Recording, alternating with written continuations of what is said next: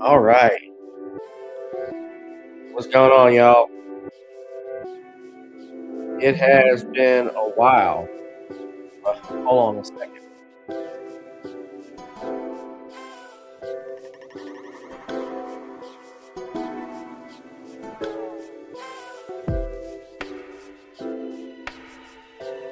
All right. How we doing today? Grand Rising. Good morning. Good morning. Good morning. Welcome to another edition, special edition, I should say, of Random Topics here. I have not been on in a while. You all have not been in a while. I'm still look good, still pretty. I haven't changed a lot. Uh, I'm gonna mute the floor just a little bit so I can hear myself talk a little bit. Happy New Year. Happy New Year. That's why we are here, ladies and gentlemen. What's going on? I have not been, we are counting down the top stories of 2025. So basically, I'm going to take an hour or so to talk about what went down in 2025 for all of us, for those that are here. Uh, it's been a hell of a ride. And I'm shocked that 2025 really, in truthfulness, uh, has gone by just like that. I can remember New Year's last year, uh, being at my house here watching the news, and uh, things started off with a bang, although not in a good way, especially here in my hometown of New Orleans. Uh, those of you I have that know, I've not been on the show. I've not done this broadcast. I've tried to stay honestly. I've been staying away from YouTube for various reasons. Uh, Obviously, as you already know, the channel's not monetized. So it's a lot of hard work to come in and take time off to do various videos and topics with you all and not seeing my efforts pay. And that's just real talk. And I know I know a few other YouTubers, some who've had their channels removed, some one who's told me she's doesn't really attempt to come back because of the whole algorithm thing that goes on. So that's why I haven't done it. But I'm still on X, so you can follow me on X. I'm still on Rumble. But another reason, a couple other reasons I stayed away. Uh, I, of course, was running for office back in 2025, which we'll just start with that. So that was some big news since I'm bringing that up. I didn't want to. I was trying to weave it in, but I actually, yes, my website is still up, electgavin.org, and I actually ran unsuccessfully. Well, I'm going to say it was a success. Uh,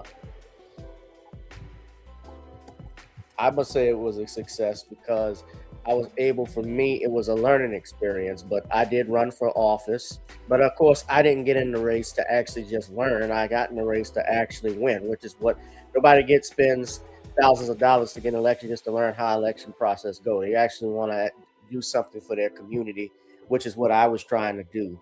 And I ran for District E's city councilman seat, which I didn't finish. I didn't win, unfortunately, but I didn't even make the runoff. But it wasn't surprising, and I'm going to tell y'all why. We had 9 people on that ballot for District E. We had 9 people on the ballot for District E, and one person didn't even run.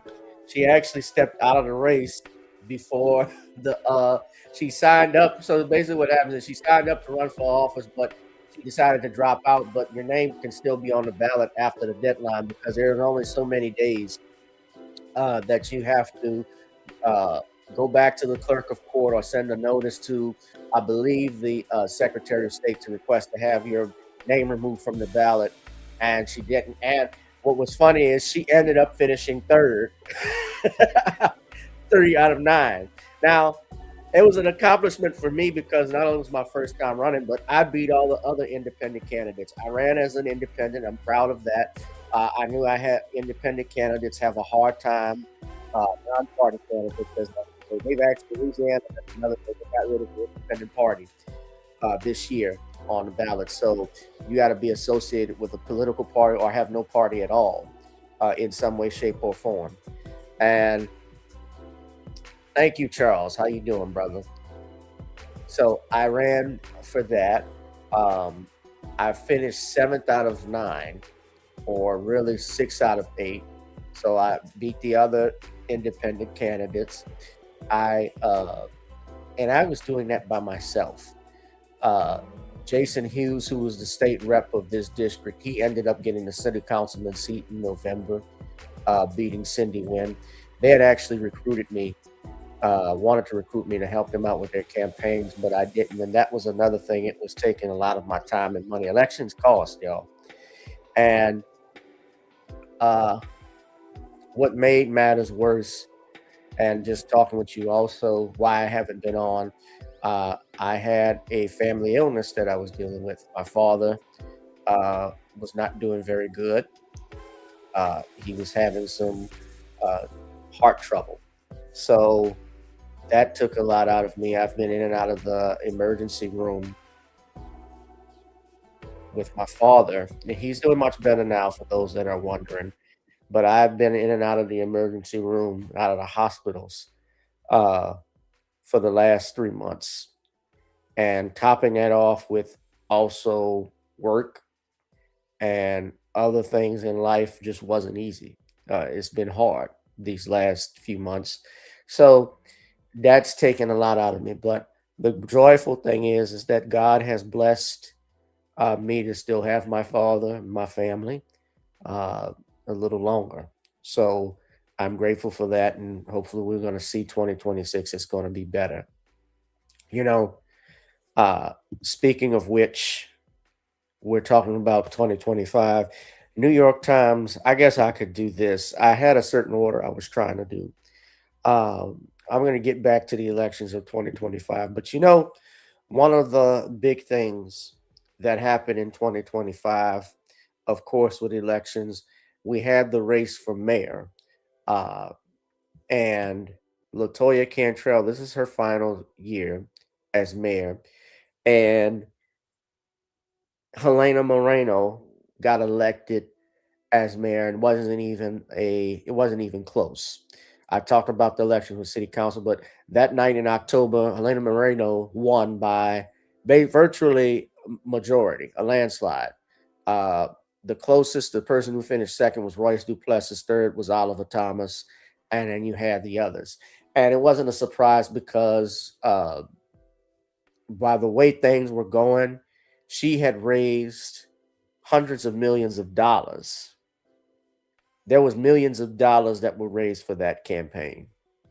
And she became mayor elect. And a lot of people, of course, there's some who did not like it, question it, and so forth. But that happened. And now that she is going to be the next mayor, what also happened is Mayor Cantrell's final year kind of ended in turmoil because she ended up getting indicted.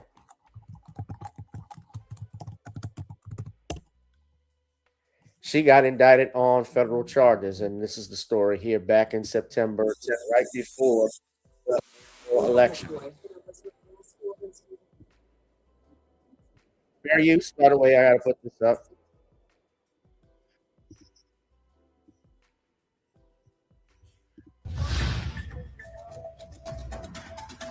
Hold on a second. Fair use. So this is the article. This is from Fox 8.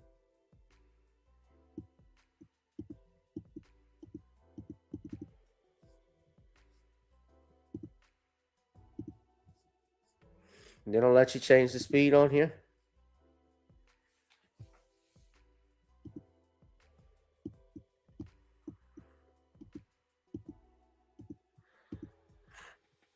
I can't change the speed. Did they In change federal stuff court on next this? month to enter her plea for the charges she faces. You Arraignment usually is could set for change 2 the p.m. before speed Judge on it. Karen Roby. The mayor's former bodyguard, Jeffrey Vappy, is also set to be arraigned at that time.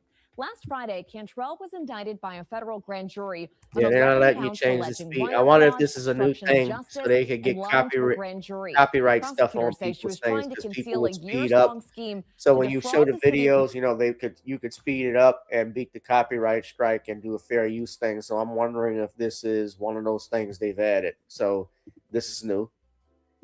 Yeah, I can't. Yeah.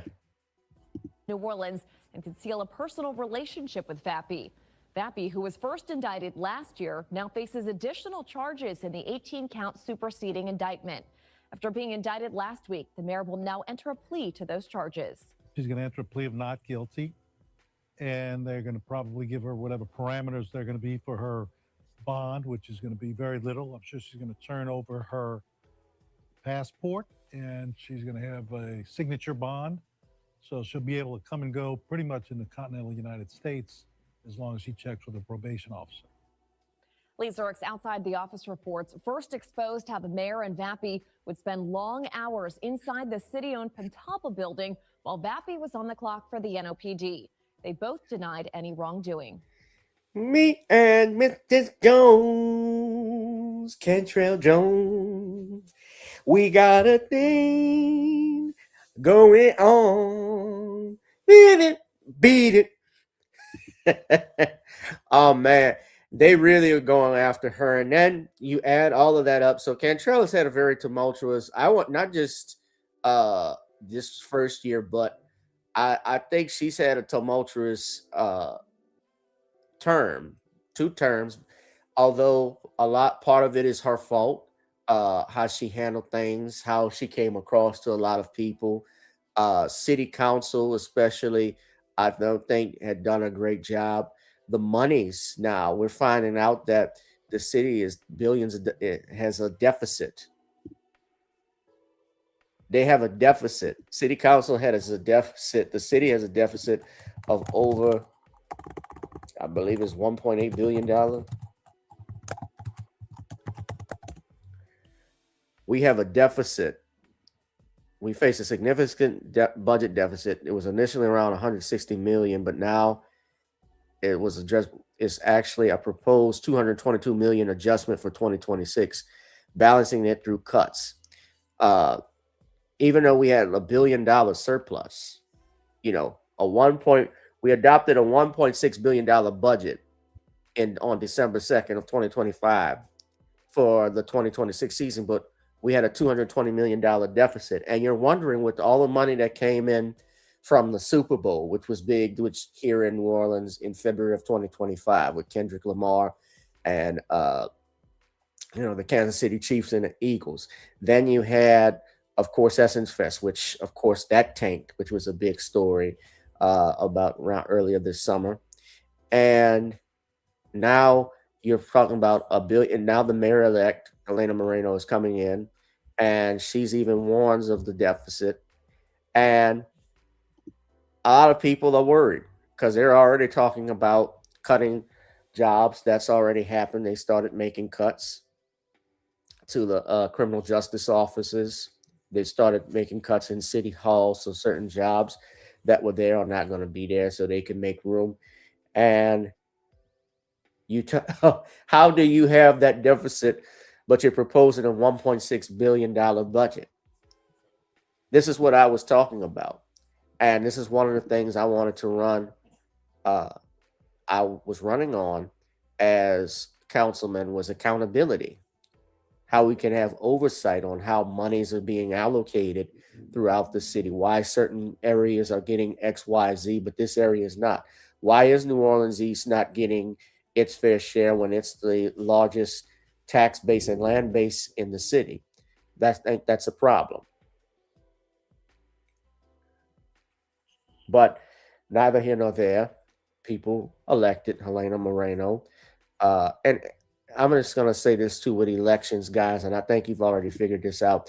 Elections are not about and not one on who the better candidate is. It's one on popularity, who looks nice, who has the best looking tie, who wears the smile correctly with that suit on. That's what this is about. That's all it is. It's popularity. And unfortunately, when people focus on the aesthetics aspect of it and not what goes on internally, they focus on the beauty. They don't focus on what's inside.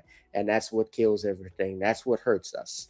So time will tell what will happen with this new mayor. Uh, you know, I guess I could get to this topic. And speaking of New Orleans, in the area, and this in general, because we talked about FBA versus non-FBA, which was another thing. One of the big things that we had was what happened with Essence Fest. I could talk into that. Essence Fest crashes out, which was huge in 2025. Uh, Now, Essence Fest is usually big in the city, as many of you know. Uh, we have that Superdome is always packed that 4th of July weekend. And there were so many delays that happened. One of the big things, they had to clear it up. Uh, your girl, Lauren Hill, who's known for being notoriously late. Now, Lauren Hill is always known for being late, but this time wasn't her fault. She got on stage at 2:30 in the morning. And I was hearing Essence Fest had delays throughout the entire event. This was the 31st annual event. Now, Essence Fest is run and owned by, uh, has a new owner. They've changed. Essence is owned by Essence Ventures, if I'm not mistaken. And it's run by, yeah, Essence Ventures is run by Rushilu Dennis, who is, he is not a Black American. He's truly an African American. And there was controversy about the lineup. Of course, a lot of people didn't like the lineup. They didn't like the groups that were there. And the night wasn't packed. Excuse me. Hold on one second, y'all.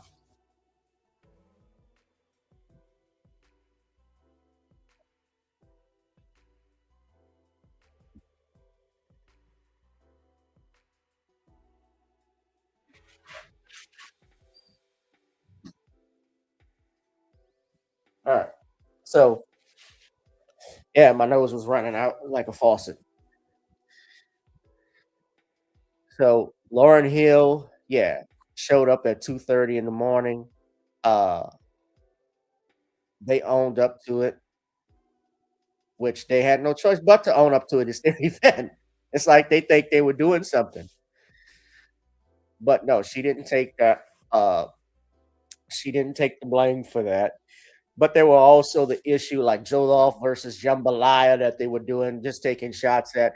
So this was another criticism we had because they were taking shots at, we felt, at foundational Black Americans when Essence Fest, as you know, Essence, which was a spinoff of Essence magazine, it was designed and created to highlight Black American culture and to do it in a city like New Orleans, which is rich with Black American culture.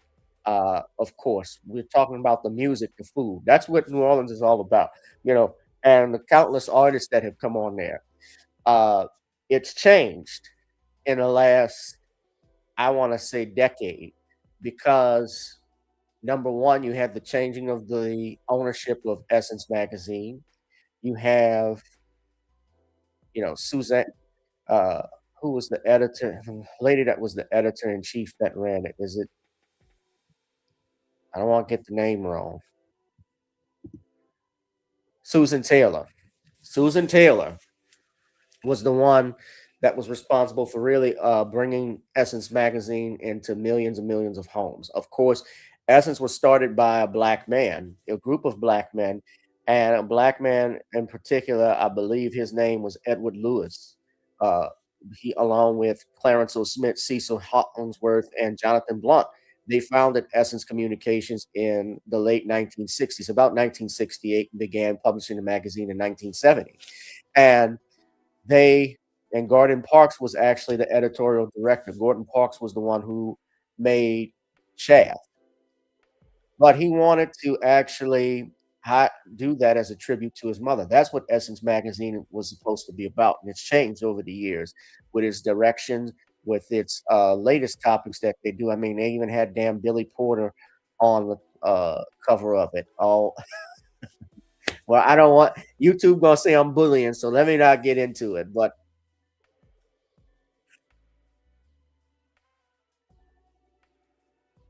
yeah, that was the thing. And just look at, I want to show this picture. I think I still have it on my screen, but did y'all see how empty Essence Fest was? And even Moreno even talked about how she wanted to support Essence afterwards.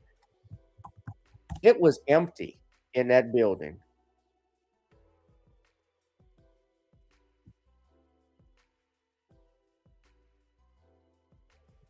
I didn't go. The attendance was down. So they even talked about it on Ricky Smiley's show. Let's see if I can.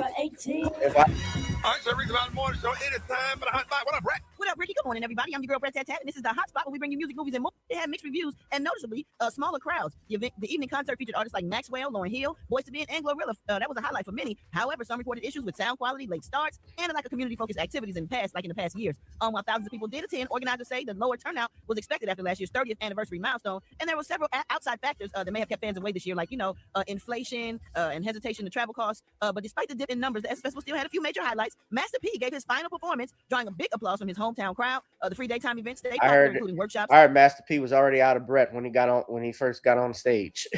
When he first got up there. Panels and beauty carnivals. And organizers stressed the festival has had a $200 million economic impact on the city of New Orleans. Did anybody go to the Essence Fest? Didn't make it this year. Yeah, a lot of people didn't make it this year. Yeah, the lineup sucked. That's I why. saw a video, Lauryn Hill concert. It was almost empty in there. She didn't go until 3, but it wasn't her fault. 3 a.m. It wasn't. She didn't finish till about 3. It wasn't her fault. Everything just kind of like ran late. So I think she was the main artist or whatever. By it running late, that made her on time. That's right. Exactly. So people like that. Okay. Y'all stupid. Message. Meanwhile, y'all, let's move on. LL Cool J canceled his 4th of July show in Philly at the Wawa Welcome America. Nobody went to Essence Fest. No, Essence. And they had the Jollof versus Jambalaya, which a lot of people felt was mad disrespectful, like I said.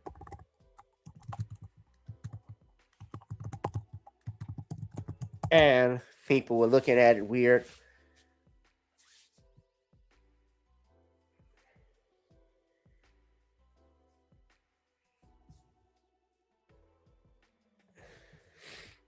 You come to New Orleans, you eat jambalaya. There's no talk of jollof. That's not even thought of here. That's not even thought of here. So I'm not going to spend too much time on it. But yeah, they had the lineup. Like I said, the lineups every year, I think, get increasingly worse and worse. I went in 2024. In 2025, and I think this was another part that a lot of people didn't like. They didn't even do a tribute to Frankie Beverly, although they did one the year he passed in 2024, and they came out and brought him out.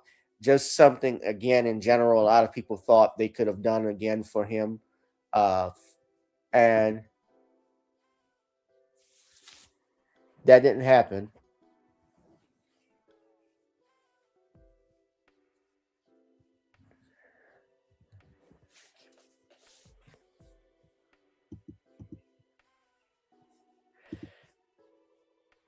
He said, is it the biggest moneymaker? It is one of, I wouldn't say the biggest. This year, I believe the Super Bowl, and that brings me to my next topic. The Super Bowl, and I think it was Super Bowl 50, Super Bowl 56 or 54, I don't know. The Super Bowl this year drew in, I think, more money. It had a large surplus for the city. I didn't think we had, because you got to think New Orleans gets its money from the visitors.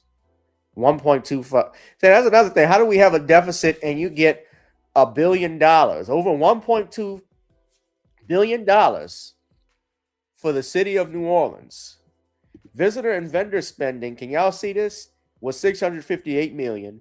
Sale and state and local tax revenue was 82.7. Nearly, let's just say 10,000 jobs were supported.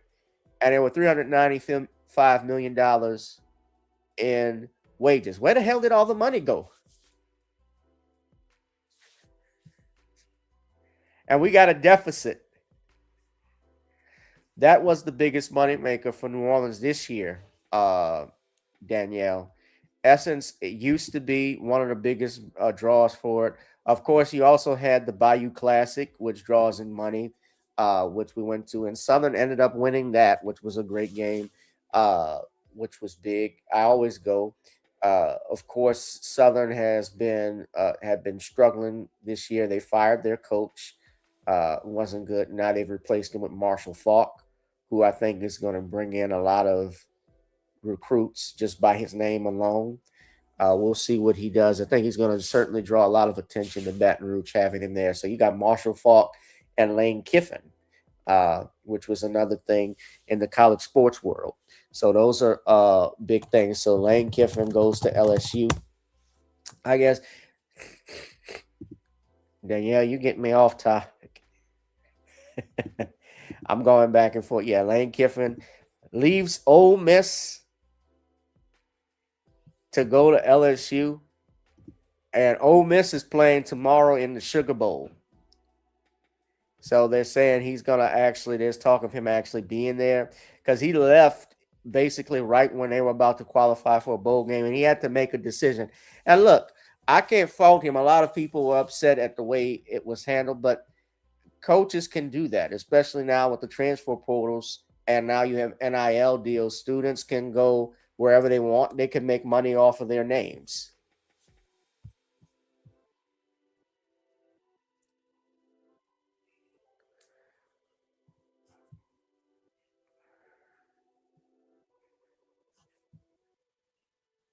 So that was big. Yeah, that was a big topic. Uh, I mean, even Bayou Classic to a degree has changed. I mean, I've been going to the Bayou Classic. You know, my first Bayou Classic was in 2007, or I want to say 2007, when they reopened the Superdome. I had never been, and I actually got to go with my best friend and his family because they would actually go often. And we had a great time. And I went again the following year.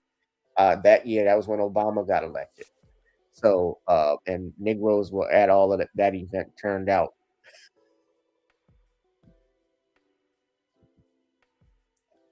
You would have thought it was Negroes. It was the biggest Negro event in history. That Bayou Classic. So, uh,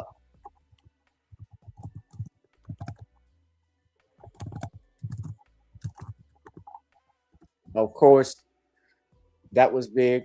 Then you had, Lane Kiffin's coming to LSU. They fired Brian Kelly. Brian Kelly didn't really want to coach, I think, at LSU. I didn't think he wanted to be there. He wanted to be there. He was collecting a check, and he got fired after the loss to Texas A&M. That was in October of this year. So, which wasn't a surprise, but he got $55 million just to lose. So, I mean, I'm sure he's not going to be too sad about getting fired, and I don't think he was. Uh, of course, that was big news. So they bring in, Frank Wilson, who actually took in as interim head coach, he did a decent job. He did a fairly decent job, but now I think he's going to be the running back coach at Ole Miss. So he's gone over there. I wish they would have tried to keep Lane Kiffin could have tried to keep him here because Frank is, of course, a St. Aug graduate, uh, and so forth. And of course, some big sports news, especially my home team, my high school football team of St. Augustine High, my alma mater. They got to play Etna Carr in the state championship. Uh, I won't go any further. Y'all know they lost. Otherwise, I'd be gloating. But if you go, I talked about it. I went to that game. Though I don't think it was a game; it was more like a massacre. But I'm proud. Anyway, I'm proud of the young men that did that. There was a lot of nasty stuff that was going back and forth. We're on to the basketball season. I've moved on. Basketball is there. Of course, now some big new. I mentioned Southern, and one of the big news stories that happened uh, in at Southern, of course, was the tragic passing of a young brother. In all seriousness, Caleb Wilson, who was the victim of a hazing incident that occurred with the Omega Psi Phi chapter in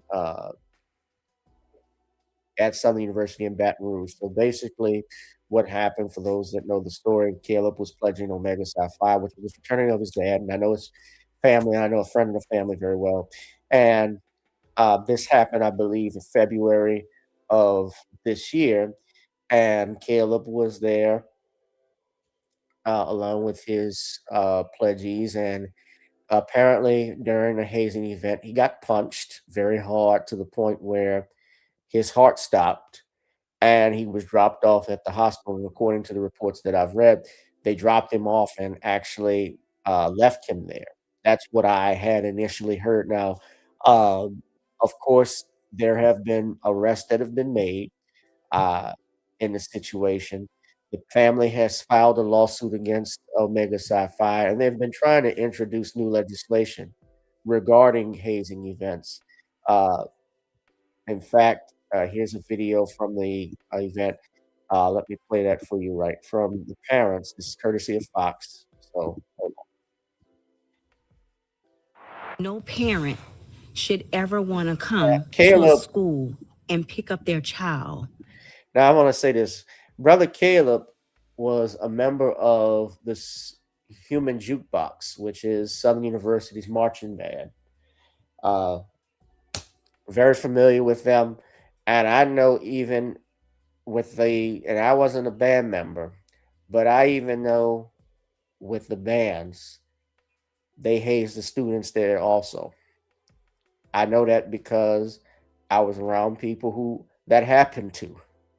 They have their own fraternity. Some of them have their own fraternities inside that band.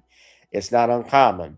The schools have clamped down, of course, recently because there have been deaths with hazing across, not just in Louisiana, although there was a big one that happened, which led to a new law that was put in place where if someone is the victim of a hazing event, that's actually a crime now. It's a felony, especially if it results in a death.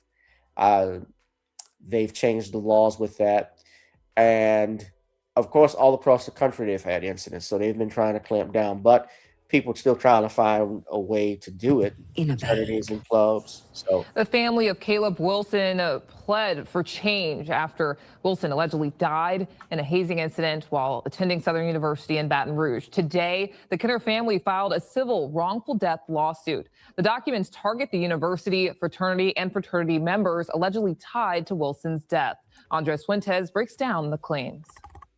The wrongful death lawsuit on behalf of 20-year-old Caleb Wilson details allegations on how the Southern University student died in an off-campus hazing incident tied to the Omega Psi Phi fraternity. The suit names the university's board of supervisors, the fraternity's university chapter, the fraternity's national chapter, and several fraternity members as defendants in the case. This is the very predictable civil lawsuit that no, I these never. people are filing This on is behalf not of him Yeah, I knew they were going to against- file a lawsuit with this. This was going to happen. There's also criminal charges that have been filed against the fraternity members that were involved. They just recently, I believe, there was another person that was formally indicted on manslaughter charges. whoever they think could remotely have been responsible for his death. The 59-page lawsuit details how Wilson and other pledges were brought to an off-campus warehouse in Baton Rouge, where each pledge was punched 4 times in the chest by Omega Psi Phi members. The suit says the fraternity adopted anti-hazing policies back in the 90s, but since then have been caught hazing twice. One was in 2002, when Omega Psi Phi members were caught brawling with other members of a fraternity during a public event. The other event was in 2005, when Omega Psi Phi members were doing underground hazing rituals by striking pledges in backwoods areas of Port Allen and Zachary, Louisiana. That 2005 violation forced a 3-year suspension for the Greek organization. The suit also alleges one of the 3 people arrested for Wilson's death, Isaiah Smith, was serving as Dean of Pledges and was allegedly at the warehouse at the time of Wilson's death, despite Smith having gone through hazing workshops for the fraternity and Southern University. Pretty much every college has anti-hazing rules if they have a Greek system there and for other things. And what they're doing is just using that as a matrix to say, look, these are the rules, these are the things you said you should have done, and you didn't do them. And because you didn't do them, he died. In Wilson's criminal case, Smith, Kyle Thurman, and Caleb McRae all face criminal hazing charges, while McRae faces the lone manslaughter charge. But in Wilson's civil case, at least 11 people tied to the fraternity are named in the lawsuit, and it even hints at more fraternity members being named in the future. They're suing for damages against all Unknown these people. parties. Some of them are just 20-year-old fraternity kids who have no money. So they may get a judgment against them, but they're not going to collect any money from them. Well, let me just add to that. They add the members into the lawsuit, basically with the family, and I believe, and I've never spoken with the family per se. I do know Caleb's uncle, actually. I went to school with, but this is about justice for them, especially when they name the unknown parties. They want everybody who was involved to be held responsible for their son's death. They want justice and they want accountability. I think that's fair to say as to what happened. The money is not going to be with the other pledgees. The money is going to be where Southern University or the Omega Psi chapter. Why you would sue Southern University is because they got the insurance company that handles stuff like this. Who they want to get deemed as liable is the so-called deep pocket, the university, possibly the fraternity, national system. Reporting in New Orleans, Andres Fuentes, Fox 8, Local First. We did reach out to Southern University for a comment on this lawsuit, but have not heard back. Good evening, friends. Welcome to 9 News at 6. I'm Elizabeth Vowell. My partner Greg has the night off. We start with the WAFB team. A grand jury formally charged 5 suspects for their alleged roles in the hazing death of Caleb Wilson back in February. WAFB was the only TV station with a crew inside the courtroom as the grand jury made its decision in front of Wilson's family. Prosecutors say the 5 indicted today are all in some way tied to the death and cover-up of what really happened. Our chief investigator, Chris Nakamoto, has reaction from the courthouse. Flanked by the family of Southern University student Caleb Wilson, District Attorney Hiller Moore promised them justice will be served for Wilson's untimely death back in February. We are continuing to investigate. Main thing are telephones that are being downloaded and other evidence, and then hopefully cooperation of people that are now indicted. It's been 9 months since 3 Southern University students were arrested, accused of playing a role in the hazing death of Caleb Wilson. Wednesday, a grand jury formally charged them and 2 more. Caleb McRae facing the most serious charges after allegedly punching Wilson in the chest. A grand jury handed up an indictment today for manslaughter and a principal to felony hazing. Isaiah Smith charged with principal to manslaughter, felony hazing, and obstruction of justice. Kyle Thurman, principal to felony hazing and 3 counts of obstruction of justice. In court, we learned 2 new names. Winston Sanders, charged with principal to felony hazing and obstruction of justice, along with Jaden Landrum, charged with principal to felony hazing. The grand jury did not make a decision for a 6th person, saying they needed more information. Well, we hope that we will recover more information. We may return back to the grand jury for some additional indictments if that evidence ever comes forward. And so this will be an ongoing matter. Wilson was pledging Omega Psi Phi in late February when fraternity members dropped him off at the hospital, unconscious after an alleged hazing ritual. The WAFB team first to report this year the extraordinary lies that were told in the wake of his death. Initially, members said they were at a Breck Park. It was later learned pledges were actually at a warehouse where they stood in a line and took blows to the chest. Rather than call the authorities once they realized something really bad was going on with Caleb. And what do they do instead? Change his clothes, come up with a story, bring him to a hospital, and drop him on the steps of a hospital. In September, Wilson's family filed a lawsuit against Omega Sci-Fi, Southern, and other individuals there that night. As the civil case plays out, the criminal case is also moving along. Louisiana toughened up its anti-hazing laws in 2018 after the death of LSU student Max Groover, making hazing a felony and defining it as acts by an individual or group for initiation into a group. Tonight, those tougher laws will be applied to these 5 individuals accused of playing a role in Wilson's death. This is something we'll have to work on at home with kids that are young before they even come to college. Parents can encourage folks to become involved in the hazing process, and we know from previous cases that parents do. They say it's okay, it's a rite of passage. It's not. No one is subject to be beaten the way that these people were beaten, and this young man was beaten. Wilson's family declined to speak following the indictments, and District Attorney Hiller Moore is not ruling out additional charges for other individuals.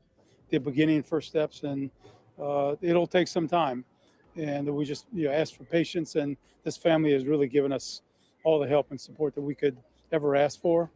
And we continue to have a good relationship, and hopefully this will be a successful end. For the WAFBI team, I'm Chris Nakamoto. Chris, thank you. All 5 suspects are due in court next month. If convicted, 4 are facing multiple decades in prison. Landrum is facing 5 years in prison. Yeah. Rest in peace to that young brother. And I have a memoriam, of course, I'm going to do later. All the people that had passed. And Elon Musk, of course. So one of the big things that started off, of course, we know Donald Trump got reelected. And you know that Elon Musk and Trump had a friendship. So one of the reasons why Donald Trump became president, I think a big factor was with the involvement of Elon Musk purchasing X and having Donald Trump on to talk about his campaign. It's amazing how Elon, and the cost to really have your own voice. I didn't even click on him. And the fact that he had him on, I think, his platform, that gave him that opened him up to a lot of the public. Of course, Donald Trump didn't need to be opened up to the public. He's been a public figure longer than Elon Musk. But nevertheless, a lot of people were listened and tuned into that. And Kamala Harris, if you notice, was not getting that same type of traction. Donald Trump had 3.5 to 4 years, longer than that, to campaign. Really, since the end of 2020, when he lost that election, he was able to campaign for a second term. And I just knew Kamala Harris was not going to beat Donald Trump. And a lot of people, and that's another problem, especially with our community, we look at this from an emotional standpoint, and you have to treat it like I started to treat the NFL, especially when it comes to these games and outcomes. You could have your favorite team all you want, but you can't be emotionally invested into this stuff because it's all a game. It's all, something is going on behind the scenes. And so Trump and Musk was close. Musk ran DOGE, which is Department of Government Efficiency, which has now since been dissolved. And one of the big things with DOGE was what?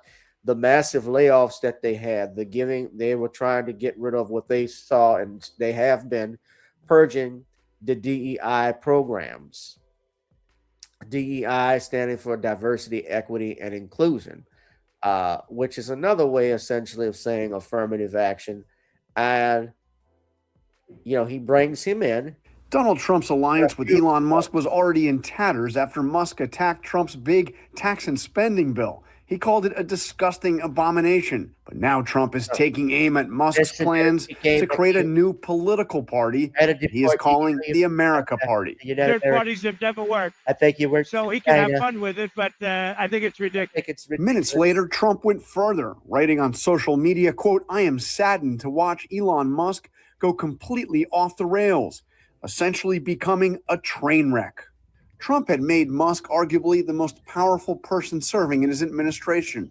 Just 5 weeks ago, he praised him as a, quote, incredible patriot for slashing government spending through the so-called Department of Government Efficiency. Elon's service to America has been without comparison in modern history. But Musk hated the big Republican tax and spending bill, what Trump called the big, beautiful bill, saying every lawmaker who supported the legislation should hang their head in shame because of how much it will add to the debt. I was disappointed to see the massive spending bill, frankly, which increases the budget deficit, not just decrease it, and undermines the work that the Doge team is doing. The president signed that new spending bill into law on Friday. Over the weekend, Musk replied to one X user asking what the heck was the point of Doge if he's just going to increase the debt. Musk even issued a threat to every Republican voting for it, saying they will lose their primary next year if it is the last thing I do on this earth. Trump says that Musk is just upset because he has slashed government support for electric vehicles, hurting Tesla. He's losing his EV mandate, and he's he's very upset about things, but, he could lose a lot more than that. I can tell you right now. Hey, Elon can lose a lot more than that. Elon could use a lot more than that. So that was one of the big news that was big that happened. Of course, I know a lot of people. I have cousins, I have friends who've been laid off that worked in government because they were in those programs. Of course, you never like seeing anybody lose their job. Then, of course, with Trump, we have the enforcement by immigration and customs of kicking people out across, the National Guard being deployed. And that was big. A lot of people fighting that and so forth. And here's the problem that I have, and I've stated this before.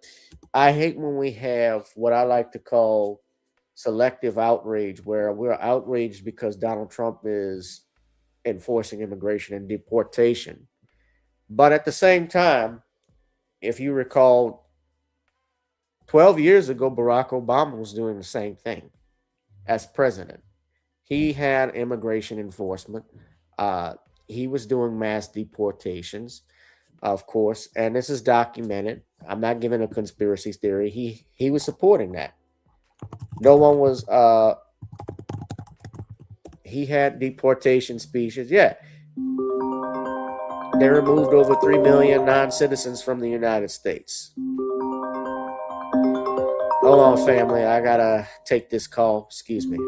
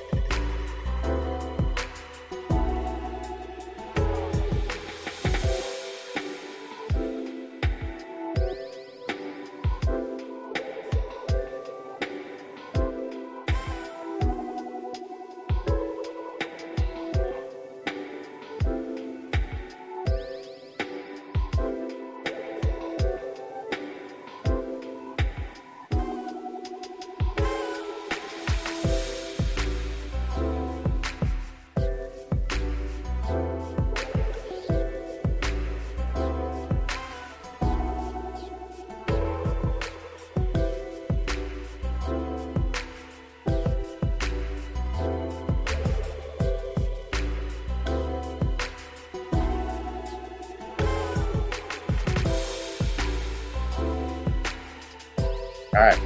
Sorry about that. I had to answer it. Oh, yeah. So that was a big thing with the deportations. A lot of people were upset with Trump about that. And, of course, this is his first year is about to be complete in January.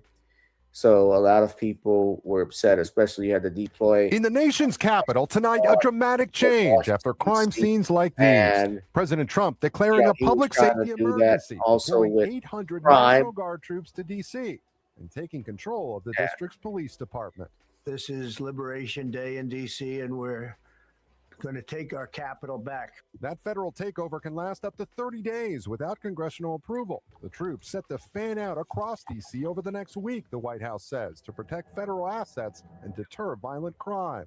It's becoming a situation of complete and total lawlessness. Even though crime statistics from the U.S. Attorney's Office in January said violent crime in D.C. was at a 30-year low, the police department says it was down 26% since last year. So why do this now?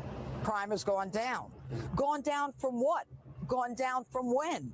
Crime is way too high in the district. And, you know, this namby-pamby response that, oh, crime is down. No, it isn't down for the people who are victimized by crime. The head of the police union tells NBC News the crime stats have been manipulated, and any talk of a recent drop in crime is preposterous. Still, the D.C. City Council calls the federal police takeover a manufactured intrusion on local authority, and the mayor says it caught her off guard. I don't want to minimize the intrusion on our autonomy. The move comes after a former DOJ employee was attacked during an attempted carjacking last week. Over the weekend, the president ordered the deployment of nearly 500 federal officers around the district, leading to several arrests. You know, he's taking federal control of the police, and that's just not okay. I feel like these are the sorts of things that you start to see in dictatorships. Trump has deployed federal resources to cities before, including thousands of National Guard troops this summer to Los Angeles to quell immigration protests, and thousands of others to the southern border.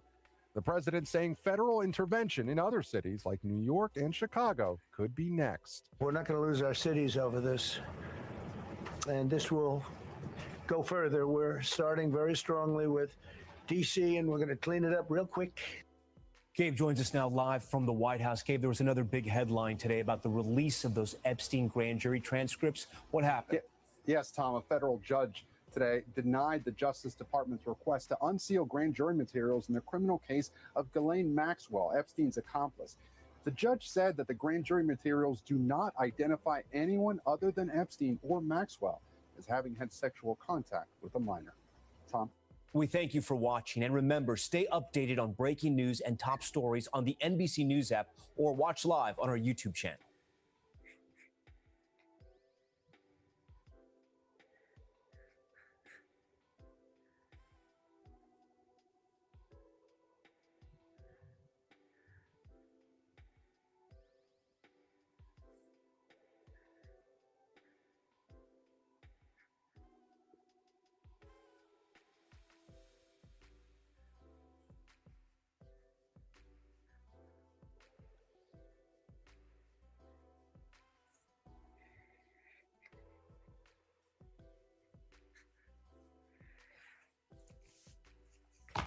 So that was, yeah, so everybody was talking about that, still doing that. I think the Guard, if I'm not mistaken, the Guard is still, they've been in New Orleans. Yeah, haven't heard too much about them. They still have a current presence. They're supposed to end. Yeah, especially now with New Year's. They're still in here. Oh, yeah, they had sent 350 National Guard troops. You're not hearing too much about it on the news now, but they've sent them out, especially since and this is going to be in my next topic, another big thing, the terror attack of 2025 that occurred on New Year's. Actually, I was present, you know, I was at home, and I remember getting a phone call from various people texting me, I'm waking up, this is New Year's Day, asking me if I'm all right. I'm all right. I'm just like, yeah, what's wrong? And I turn on the news and boom, I see truck plows into a group of people, killing multiple people on New Year's Day in Bourbon Street. And I saw the video. Someone had sent me the actual one, sent me the video of him going on Bourbon Street, driving down there. And they have a massive police presence out there. If you're going out to the French Quarter, they have the National Guard and a large police presence that's out there. This is of course, I'm not going to play all of it, but yeah, you saw the video of the guy speeding through there.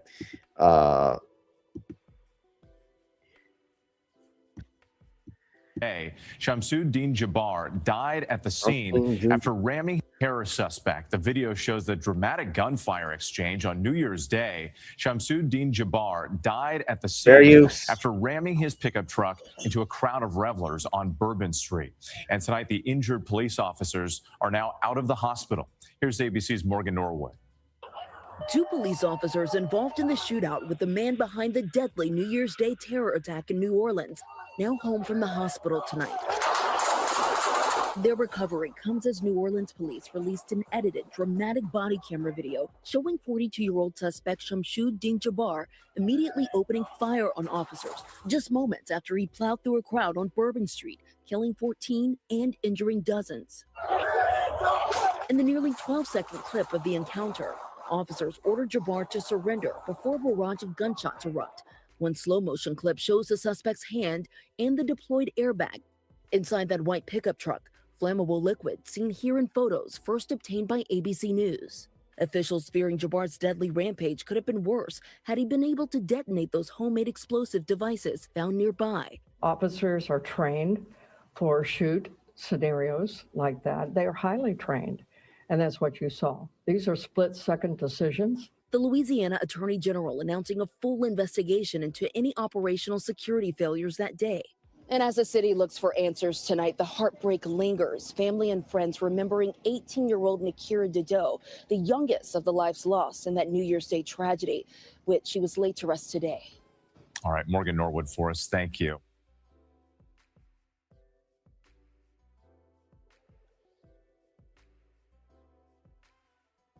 Yeah, that was big. That was never thought of. Something like that could happen here. But it could be anywhere, man. Anybody can go through that. You know, several people dead, several injured, lives changed. The city's changed a little bit from it, especially. Although Bourbon Street, as I've known it, that's really for the tourists and so forth. I've never really been down. Hang on. Hold on one second, y'all.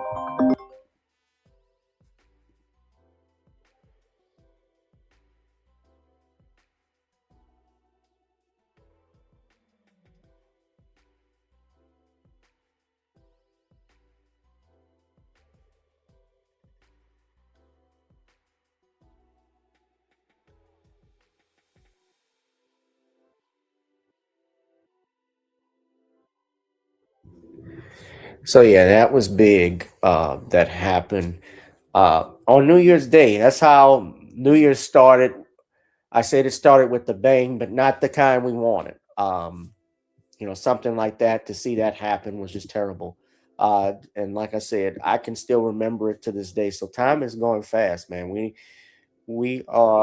People are up and leaving 2025, leaving this earth and going to the great beyond.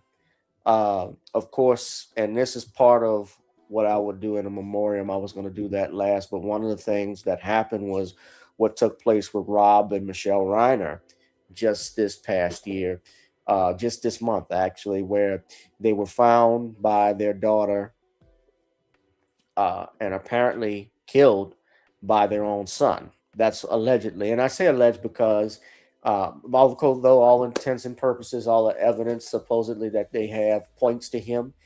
In America, you're innocent until proven guilty. Of course, there are likely defenses that we're hearing about Nick Reiner.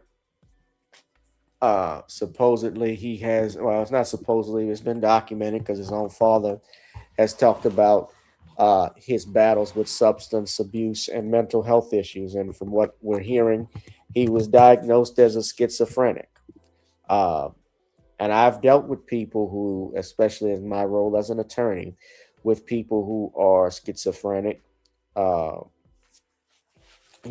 who have that, where they're unable to obviously make sound decisions with stuff. They have to be properly medicated, and the medication has to be set. Otherwise, you'll have situations like this, and they got to stay on their medication. It's up to their parents. And I think that this was something that happened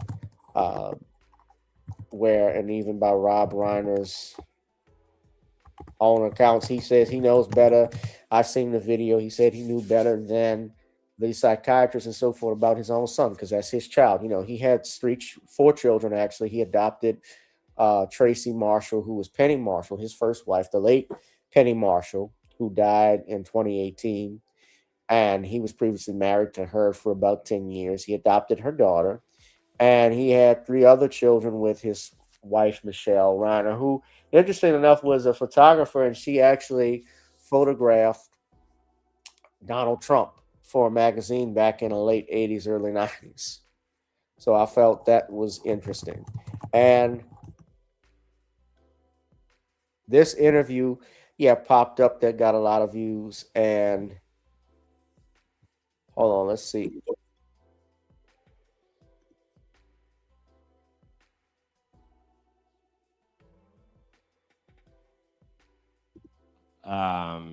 Tough at all. Really? I mean, of course it was a little bit, but so they're talking about the film we did that get he into wrote. fights over things, but Nick Reiner wrote the film Being Charlie, and his father directed it.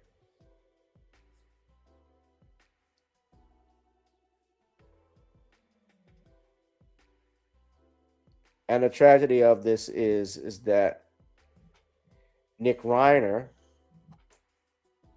Rob Reiner, of course, you raised your own child who ended up being, by all intents and purposes, your killer. ultimately it forced us to make the film better. I mean, we get into issues, and I would see, he would. The whole process for me, I can just speak for myself. It did make me understand him a lot more, and I think it made me a better father. Hopefully, it did. I don't know, but I think that, and you'll see it in the film. What happens is, your kid. If your kid is going through rough times, the parent is, your main job is to keep your child safe. So I would do anything. I felt at a loss. So I would do anything that, as we say in the film, anybody with a desk and a diploma, I would listen to them. And the whole idea of tough love, and you have to be a certain way. And it's not my nature. It's not the way I am built, but I went and did that, and I think that, at the end of the day, I know my child better than an expert does, and I probably should have trusted my own instinct. And that's one of the things I did learn about the whole experience. I think Mr. Reiner would have something. I think he had something different to say about that right about now, if he could speak.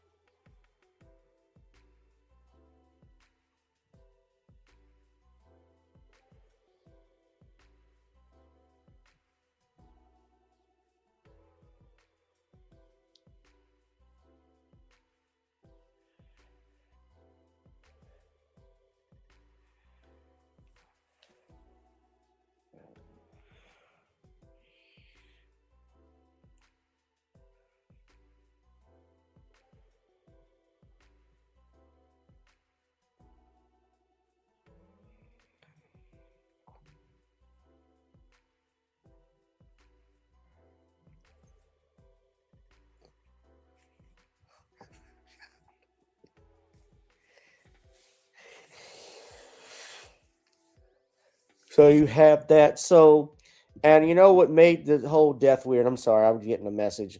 Was when they were both found by their daughter tragically. The police were very tight-lipped about it. They had this press conference, the Los Angeles police. They weren't saying who was dead and who was a suspect or not. But while they were doing that, the mayor of Los Angeles, Karen Bass, Barack Obama, the former president, a bunch of people were giving tributes to Rob Reiner and his wife at the same time. Billy Crystal was spotted outside of the home walking there crying because Rob Reiner was his best friend. And Rob Reiner, of course, was the son of the late Carl Reiner and the late Estelle Reiner, who he actually had in his movie When Harry Met Sally. I admired Rob Reiner as a director. I thought he was a great director. I thought he did some of the best movies of my generation. I think his best work was Misery, which Misery was a horror film that he did with James Caan and Kathy Bates. And I thought Kathy Bates did a phenomenal job playing a psychopath.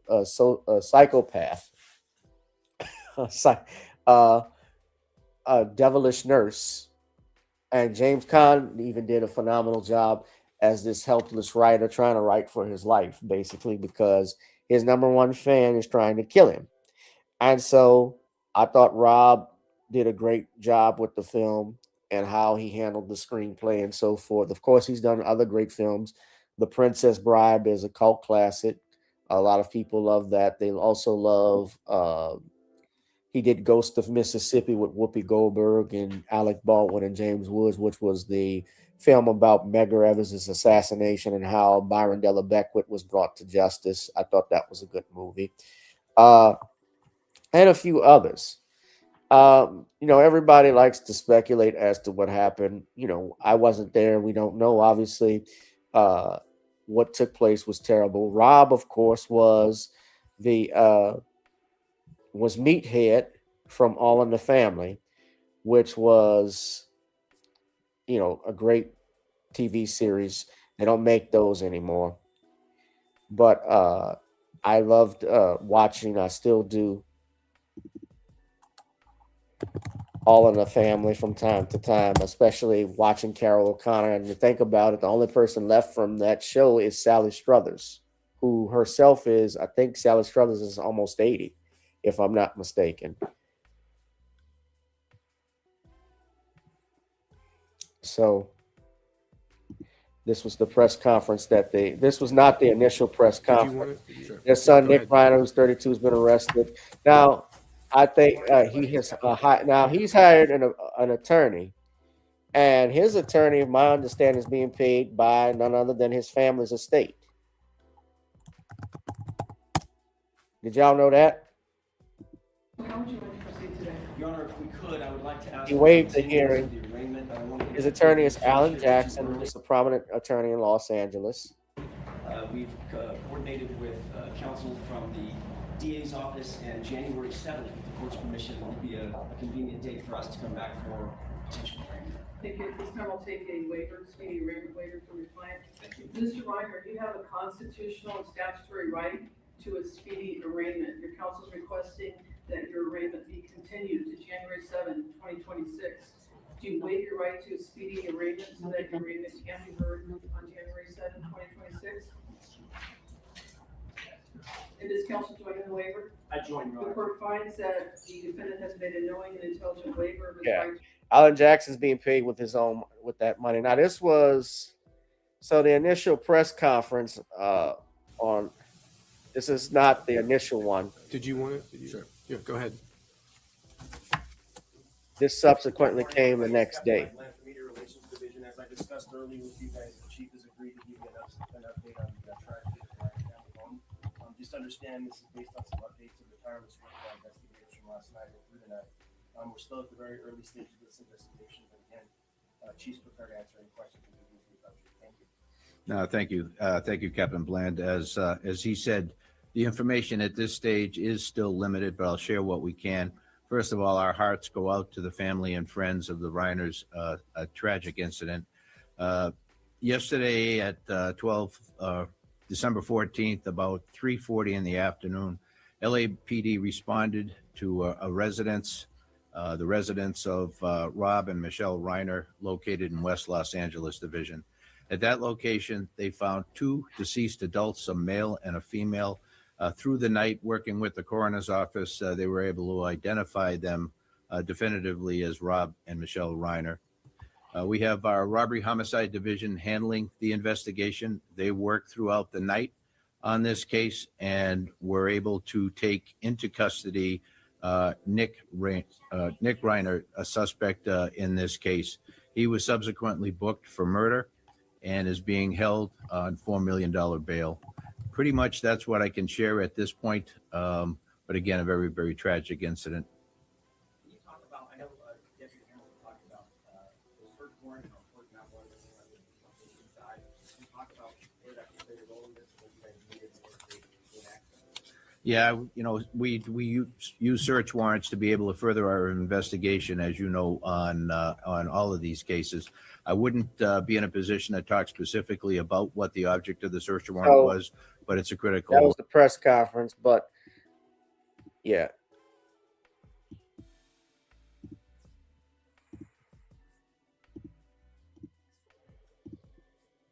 But this was the press conference that was awkward. Responded to the 200 block of Chadbourne Avenue They were here in so the city of tight. Brentwood. Upon arrival, they determined that there were 2 deceased individuals inside of the residence. The Los Angeles Police Department is now conducting an investigation at this residence here on Chadbourne, and that investigation will continue over the coming days. We will not be releasing any information regarding who was found deceased in the residence, because that will be done by the Los Angeles County Coroner's Office. That investigation will move forward through the night, and tomorrow morning we will probably have additional information regarding what occurred here on Chadbourne and our investigation moving forward. We will not be releasing any further information regarding the investigation that is occurring here in Brentwood tonight. Our detectives will be responding along with our Forensic Science Division and our Technical Investigation Division investigators to conduct a full crime scene investigation and determine the appropriateness of the investigation moving forward. At this time, the Los Angeles Police Department is not seeking anyone as a suspect or as a person of interest or in any other manner, and we will not be doing that until we conduct our investigation and we move forward. That's all I have right now at this early preliminary stage of this investigation. Yeah, nothing to see here, folks. So yeah, that was a tragic thing, losing Rob Reiner, which was it. Yes, Rob Reiner, his father, Carl Reiner, did play a role in Bill Cosby being discovered. He found him performing stand-up comedy in a club one night and recommended him to Sheldon Leonard. Sheldon Leonard was actually a prominent producer back in the late 50s and the 60s. If I'm not mistaken, Sheldon Leonard was the one who produced and created I Spy for Bill Cosby. I think he did a few other shows, if I'm not mistaken. Did he have something to do with the Andy Griffith Show? I could be wrong. He had a lot. There were a lot of shows that he was a part of that he did, especially going back years ago with Jack Benny and the Jack Benny Show. Yeah, he produced the Andy Griffith Show. And he also was involved. He created Andy Griffith Show. And he did I Spy. Yeah.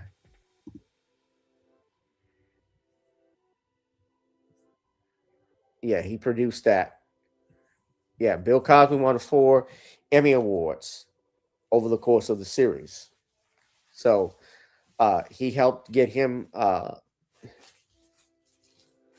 Yeah, and Sheldon Leonard was known for playing a gangster in his film. He was an actor before he was a producer. So, yeah, he was very prominent in getting Bill Cosby discovered. So that was big.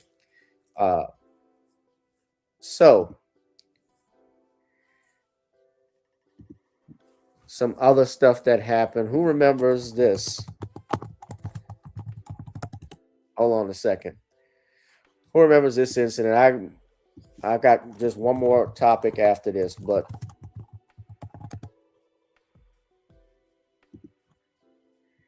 this was the big thing in 2025.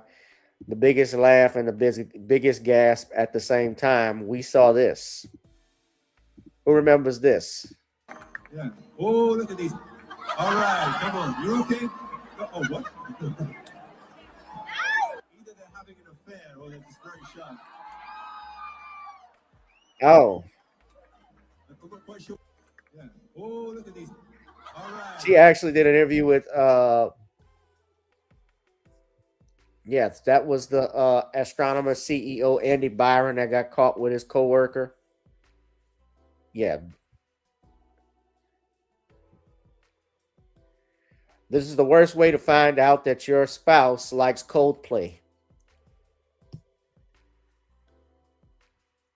Yeah, Kristen Cabot.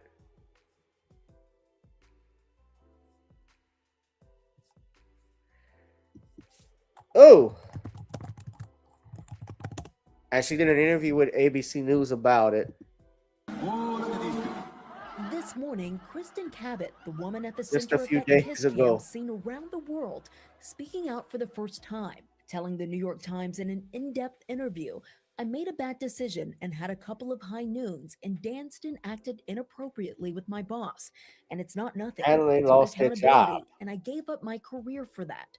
Last July, Cabot, the chief people officer for the tech company Astronomer, attended a Coldplay concert at Foxborough Stadium with the company's CEO, Andy Byron. Both were in the middle of separations, she says, close colleagues, but nothing romantic. Then the Jumbotron caught this moment. Cabot says it was as if someone flipped a switch. I'll never be able to explain it in any articulate or intelligent way. I was so embarrassed and so horrified. I'm the head of HR and he's the CEO. It's like so cliche and so bad. She says the pair decided to immediately notify the board about what happened, but before they could hit send on the email, a friend texted Cabot a screenshot of the TikTok of that moment. The video going viral, amassing millions of likes, quickly morphing into a global meme and a contentious discourse. Oh, they did it! Either they're having an affair or they're just very shy. Cabot says the worst of it wasn't the career fallout, but the toll on her teenage kids, who, like their mom, faced a torrent of harassment and online threats. My kids were afraid that I was going to die and that they were going to die. Hi, I'm Gwyneth Paltrow. I've been hired on a very temporary basis to speak on behalf of the 300 plus employees at Astronomer. That was the worst In thing deepening of the it. blow, Yeah. Astronomer releasing a commercial with Gwyneth Paltrow, who famously consciously uncoupled from Coldplay lead singer Chris Martin a decade ago, and whom Cabot had long admired. Instead, Cabot now frustrated by what she saw as insensitivity toward her private life. Both Byron and Cabot resigning from their positions at Astronomer, she says they decided in September that if they stayed in communication, that it would make it too hard for everyone to move on and heal. All right, so we reached out to Astronomer and reps for Gwyneth Paltrow. We have not yet heard back, but Cabot says she's hoping to move forward Yeah, with that the was family. that was big. That was something else, and that's. I mean, of course, nobody ever could say nobody ever wants to get caught cheating, but when something like when you cheat, that's an aspect of it, and you go to a concert. But the way to prevent that is not cheat at all. Be upfront, obviously, with your significant other. They didn't do that, and they lost their jobs, their careers over that incident. But yeah, I remember that. That was the big thing in 2025, that gasp, the Coldplay concert. But of course, we're down to one more topic, and then I'm going to do a memoriam for all the people that passed. The Diddy trial, which was huge. That was the big story of 2025, I think, from an entertainment standpoint. Diddy, of course, going to trial back in May of 2025. Almost a 2-month trial that ended in an acquittal on the major charges, with the exception of the Mann Act conviction that Diddy was sentenced on to 50 months in prison by a federal judge. His attorneys obviously spoke, and there was fallout, obviously, because started in 2023 with the release of that video from the hotel with Cassie. Diddy, of course, being sued by his former colleagues and co-workers at Bad Boy Entertainment, including Cassie, who got a multi-million-dollar settlement out of the case. And Diddy, of course, ended up being on trial for RICO, racketeering and other criminal charges, prostitution, sex trafficking, which were a part of that. His attorneys was Mark Agnifilo. The prosecutors, one of the prosecutors that was handling it, I believe, was Miss Comey, who is the daughter of. Let me just make sure I get the whole staff correct. I don't want to mix up any names. The prosecutors. So Mark Agnifilo and Tini Garagos, who was Mark Garagos' daughter. The U.S. attorney was Maureen Comey. Maureen Comey was the daughter of James Comey,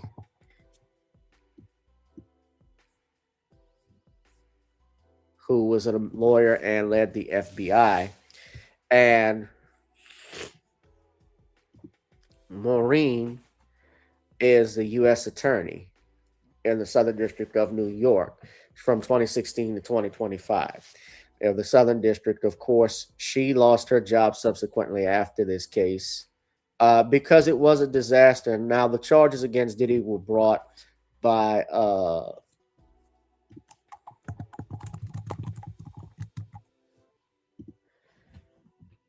the previous U.S. attorney, Aaron, the previous U.S. attorney that handled it. Now, he got out once Trump got in, and he was a black man.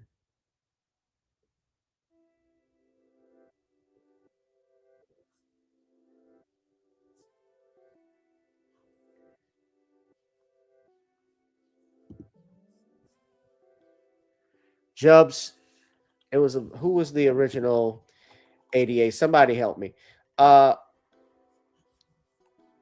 They, of course, his lawyers, Diddy was sentenced to 40 months in jail. You know, a lot of fallout happened with that. A lot of people learning, especially what goes on in the music industry with side pieces and hide pieces, as I call them.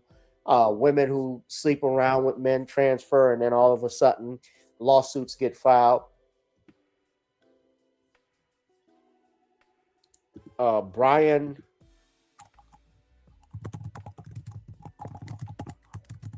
who's a lawyer from Georgia. I learned more about Brian Steele. Yes, that was Young Thug's attorney.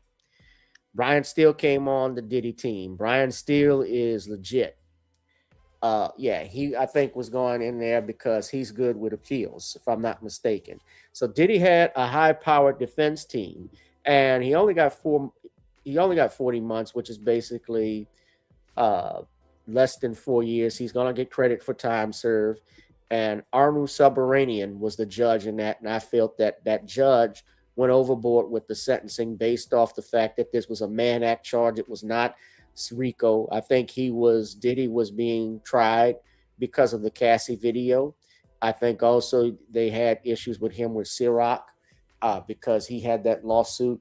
You know, 50 Cent is actually doing the documentary, The Reckoning, on Sean Combs. And I started watching it. I said I wasn't because I knew, and I hate these documentaries because of what they've become now. They are basically a license to get a cash grab. That's what these documentaries do. They exploit pain, and they're one-sided, which is another problem I have. Diddy's attorneys are not on there. You can't obviously hear from Diddy himself. And worst of all, you bring on people who are former employees or coworkers who obviously have a bias towards Sean Combs. Now, look, I'm not defending Diddy. I think he's a scumbag, personally. I certainly, however, don't think that all of these women that were there were victims either. I think that some of them were there to advance, and I started watching the documentary. They mentioned some things about how he made passes at them, made explicit stuff.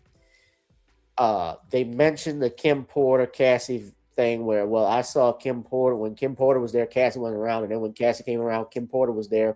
And Kim Porter is the one who ended the relationship with Diddy. And they even classified it as an on and off relationship. So guess what? They're not married.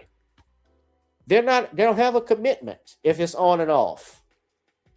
Celebrities sleep around with each other. We know that. There's no commitment with those. Now, to each his own, that's their lifestyle. Okay. You know, a lot of people leave things out. They'll say something happened to them, but leave out important information and dates. And we know that 50 Cent's baby mama testified at the trial, and she was actually the lover of Diddy at one point. So it's clear when I look at it, I know 50 Cent he can be very petty. I think 50 Cent, there's a bias, obviously, with Sean Combs, with these documentaries. And people, I think, don't have to consider that with those things. Now, I did see and read that Sean Combs's sons are coming up with their own docuseries on the trial. His twin boys, I believe, sometime soon. I don't know when. Am I going to watch that? Maybe not. You know, like I say again, with these documentaries, they used to be informative, but now they've become mockumentaries and hit pieces, which is what they all are. I was talking to my friend Ron, heard about that. We were talking about the documentary. He was asking if I was going to watch it. I was like, I don't know, just based off what I know and I've seen. But let's go ahead. So this is part video here.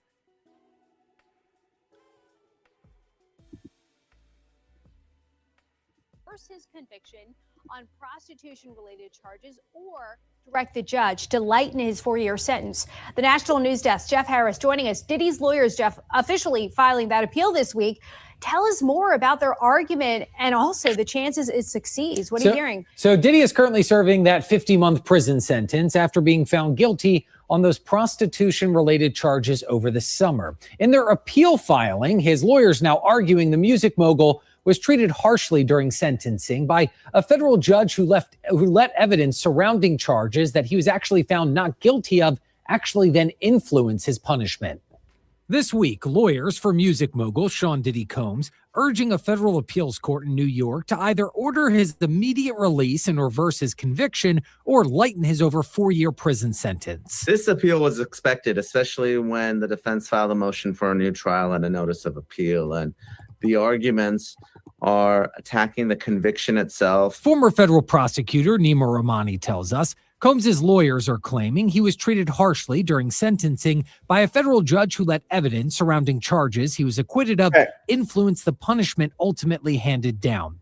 His lawyers writing in part, quote, defendants typically get sentenced to less than 15 months for these offenses, even when coercion, which the jury didn't find here, is involved.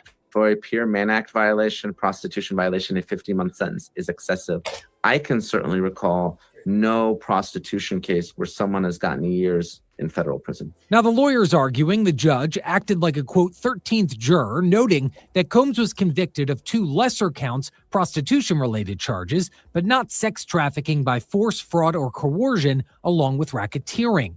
The judge defied the jury's verdict and found Combs coerced, exploited, and forced his girlfriends to have sex and led a criminal conspiracy. These judicial findings trumped the verdict and led to the highest sentence ever imposed for any remotely similar defendant. During sentencing earlier this year, the judge did say that when calculating Combs's prison term, he considered the music mogul's treatment of 2 former girlfriends who testified during the trial. But Rahmani believes while the court could keep the sentence, they could also decide to step in. There's the possibility that the Second Circuit looks at this acquitted conduct and says, you know what, Judge, you need to re-sentence this case without considering that conduct and remand it just for the issue of sentencing. Now, looking ahead here, the U.S. government has until February 20th of next year to respond to this appeals argument. Combs' team must then also reply by March 13th. From there, oral arguments could potentially begin as soon as April. Reporting for the National News Desk, I'm Jeff Harris. So he's going to be sitting, ladies and gentlemen. Diddy has been sitting for the longest. Can y'all see me? Okay, there we go. Yeah, Diddy's going to be sitting. So that was basically the biggest news that I've had in 2025, ladies and gentlemen.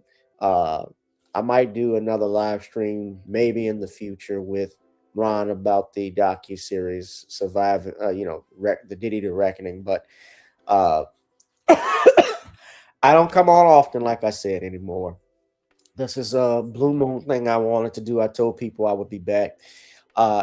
Some things that have happened also, just so y'all know, y'all did see, I did a concert. I didn't get paid anything, but it was just a promotional recital for students who take guitar lessons or music lessons. I did a Christmas performance. I uploaded to the YouTube channels, the YouTube channel here, Gboot 2786.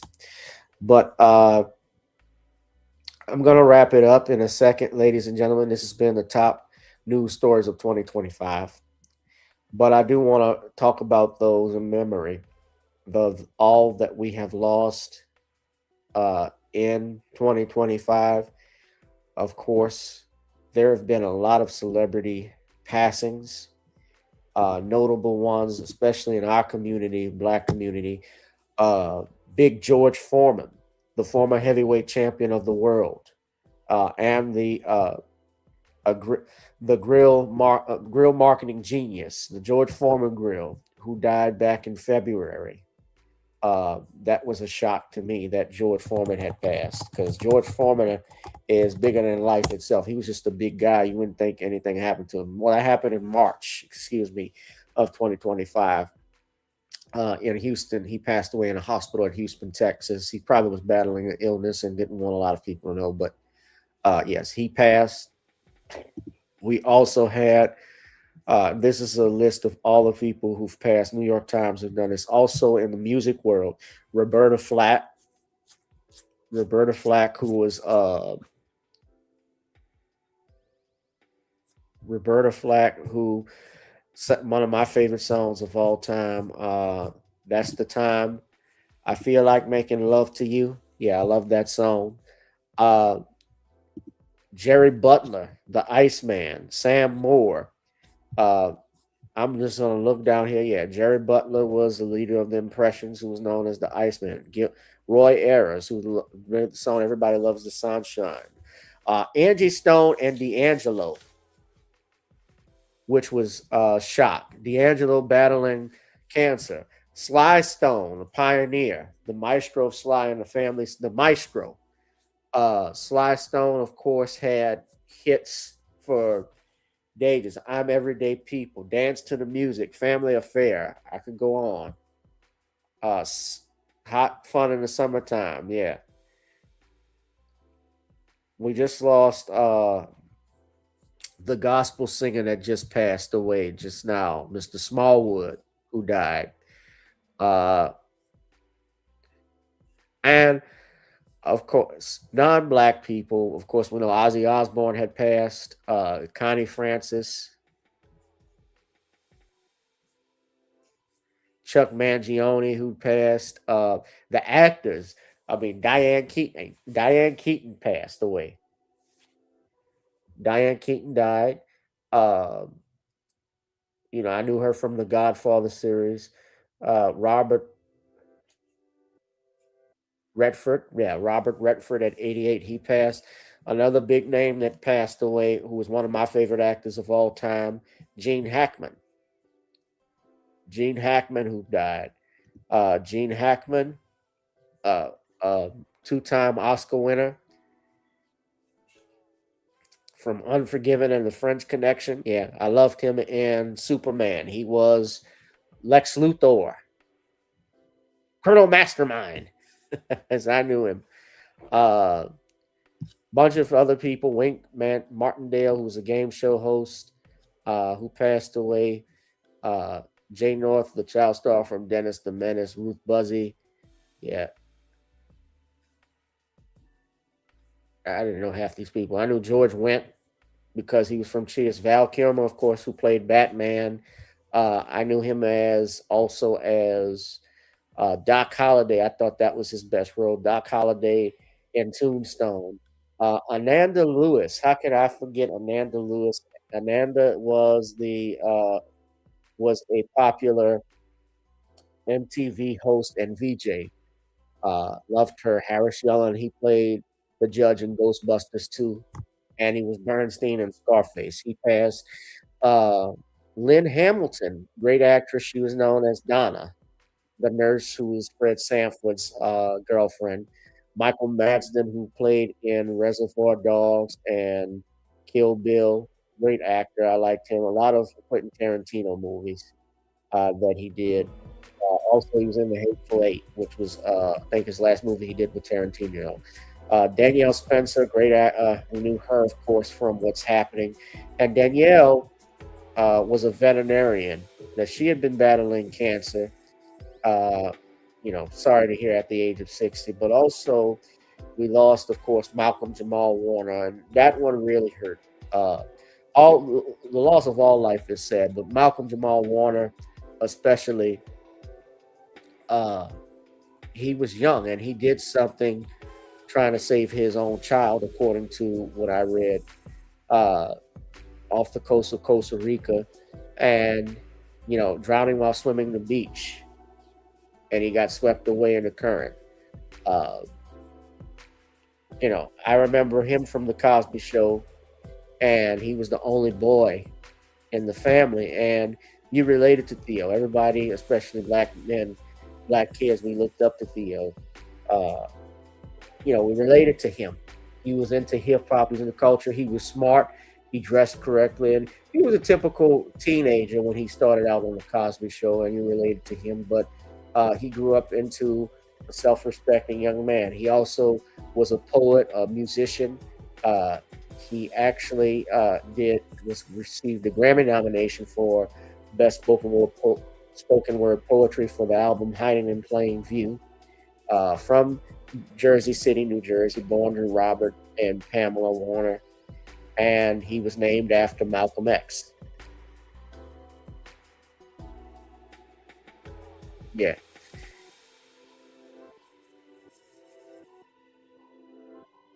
He had a podcast called Not At All Hood, that went up before he had passed off the coast of Costa Rica. Yeah, he was married, had a daughter.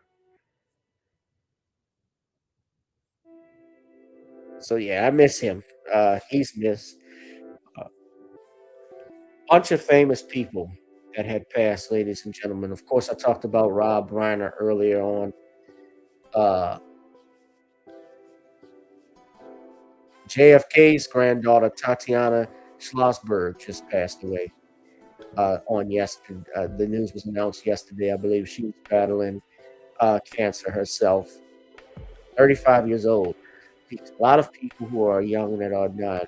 Bridget Bardot just died. She was 91.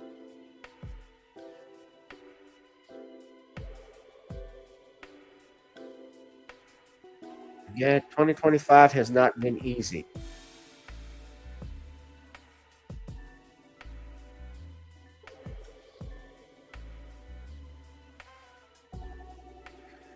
Terrence Stamp, he played Zod, General Zod.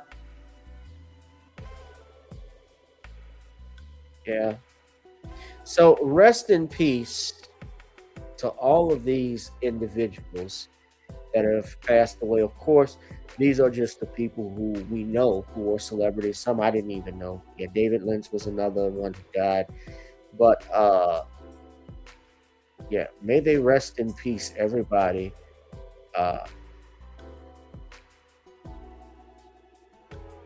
Yeah, Hogan. Yeah, I forget Hulk Hogan. That was a shock.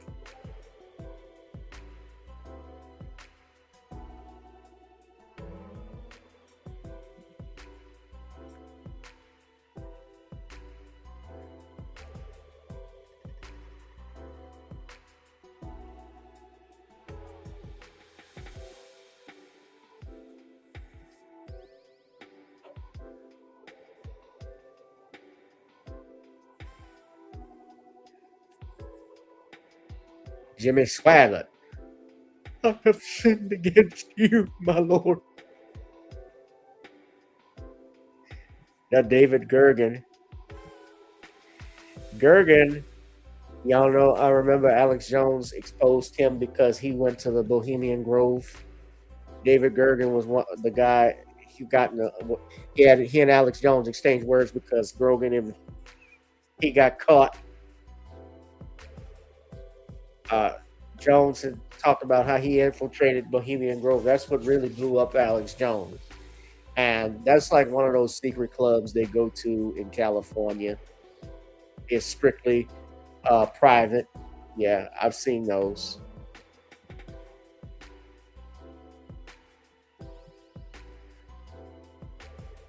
Yeah.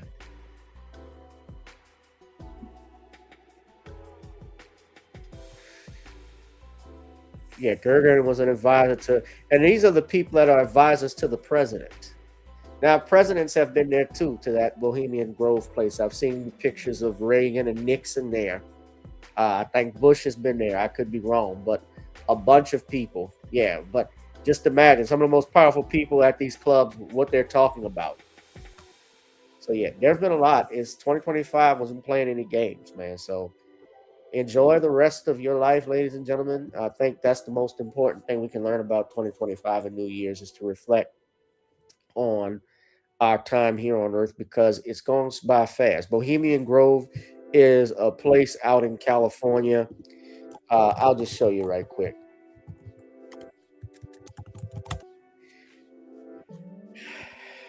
It's a private camp in California. It's like a gentleman's club that was founded in the 1800s, and they do all types of rituals and stuff like that up there. So it's strictly prohibited, and they have security around the clock that's there where you can't get in. That's one of the stage plays that they do. Yeah, private property. And this is the picture I was telling y'all about. So they identified, this picture was taken. That's Reagan. Reagan was governor of California. That's Nixon. I don't know who all of these gentlemen are. I do know the name Edwin Pauley. He was the treasurer for the DNC in the 1940s. So he would be at this place. So yeah, a lot of these famous celebrities and politicians that are there, who knows what they talk about.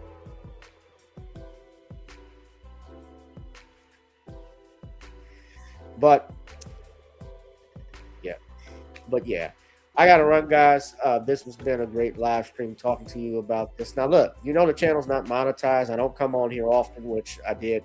If you want to support me though, support what I'm doing, of course you can drop something in the Zelle, the PayPal or Cash App. Support the channel, support what I've been doing. I'll come back on when I can. But it's been great talking to y'all. And keep my family in prayers, especially my dad. He's doing much better, but trying to make it one day at a time. All right, y'all. I got to get out of here. Y'all be safe and be blessed. I'll holla. Thank you, Danielle. Thank you, Van. All of my subscribers, Charlie, everybody that supported me. I appreciate it. Happy New Year. And I will see you all, God says the same, in 2026. I will see y'all in 2026, and it's going to be a successful year for everybody. Let's pray that it is. Whoever you are, wherever you are, hope you are blessed and doing safe. Ladies and gentlemen, greetings, family. Of course, I'm tuning in. You see me without the glasses off today. But if you're looking for some opportunities, particular advertisement opportunities, then look no further at the link at the bottom to my email address. You can hit me up for advertisement opportunities. We are supporting and promoting your businesses here on this channel. You can also, if you would like to donate and subscribe to our Patreon, a link is at the bottom as well. So you have multiple ways in which you can advertise with the platform by emailing me when we go on through our live stream. You also have access to premium content, those that want to see premium content that you will not find here on YouTube or Facebook or Twitter, as I am suspended probably by now. You guys can check out the Patreon at link at the bottom. But advertisement opportunities, definitely email me, gavin.grich1@gmail.com for rates. And for the Patreon, it is the same as the YouTube channel. It is channel GBoot2786. All right, I'll holla. Peace.